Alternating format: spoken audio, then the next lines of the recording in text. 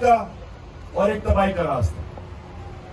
तो अल्लाह ने सारे अपने पैगंबर दुनिया में भेजे थे आपको उस रास्ते पर लगाने के लिए जो आपकी अजमत का रास्ता है, जिसमें एक छोटा सा इंसान बड़ा इंसान बन जाता है, जिसमें जिसका मालूम मौलाना रूमी कहता है कि जब मैं तुम्हें पढ़ दी है तो क्यों चूटियों की तरह रींग रहे हो। ये तुम्हारे हाथ में है, इंसानों के हाथ में है कि वो किधर पहुंच सकते हैं।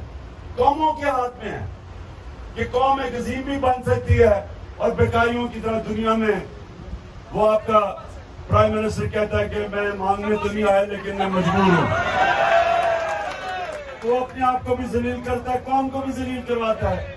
ये हमारे ऊपर है, ये आपके ऊपर है। नौजवानों, मेरे कारकुनों, ये आपके ऊपर है कि आप इस कौम को भी और अपने आप को उठा सकते हैं और तबाह भी कर सकते हैं।